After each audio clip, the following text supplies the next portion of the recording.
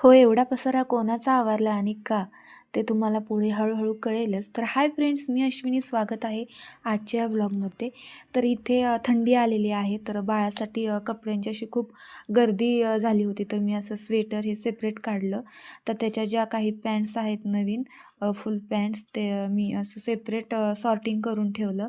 जसे की कॉटनचे रुमाल, पॅन्ट आणि जे काही फुल स्लीव्हजचे शर्ट असतील ते.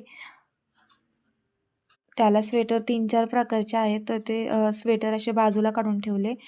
बाळोती जास्त प्रकार लागत नाहीत. जे हाफ स्लीव्हचे जे शर्ट आहेत, ते सेपरेट काढून ठेवले. तो तर आता काही सध्या घालत नाही, पण स्वेटरच्या आत घालणं होतं. त्याच्यामुळे ते असं सेपरेट सॉर्टिंग करून ठेवलं. तर ही माकड टोपी मी त्याला घालते. 1-2 आहेत. ही येलो कलरची त्याने जरा खराब केलेली आहे. माकड टोपी बरी पडते, कारण ही जी टोपी आहे, तो ही काढून टाकतो त्याच्यामुळे. तर सगळं सॉर्टिंग करून ठेवलं होतं, जे लागणार नाही.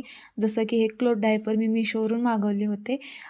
जसं की हे लागणार नाही ते मी सगळं त्या ह्याच्यात ठेवलं. एक साडी सेपरेट होती, त्याच्यामुळे मी तिथेच खाली ठेवून दिली. तर इथे मी पिशवीत ठेवलेलं आहे.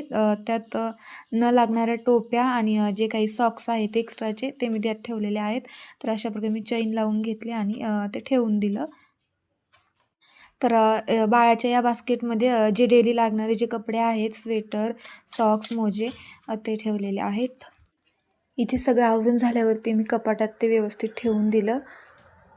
तर इथं जी पट्टी दिसते ती बाळाने काढलेली आहे. ते जरासं निघलं होतं, तर त्यांनी ओढून सगळं काढलेलं आहे.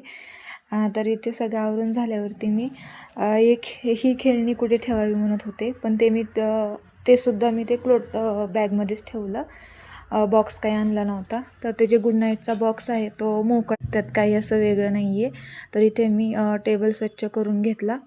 मग त्यानंतर मी बाळाच्या ज्या काही वस्तू आहेत ते तिथे ठेवून दिल्या, जसं की छोटं बास्केट वगैरे. ते छोटं त्याच्यावरती जे बाळाच्या आत्ताचे औषधं चालू आहेत. आज शेवटचा डोस आहे, म्हणून मी ते वर ठेवलेलं आहे.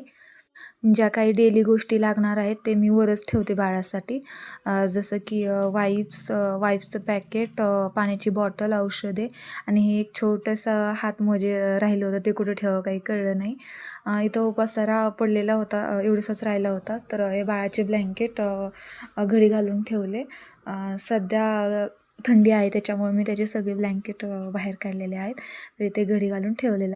तर आजचा व्लॉग कसा वाटला कमेंटमध्ये नक्की सांगा. आवडला असेल तर लाईक करा. अशाच नवनवीन व्लॉगसाठी चॅनलला नक्की सबस्क्राईब करा. हे सुद्धा क्लीन करून ठेवून दिलं. Bye bye.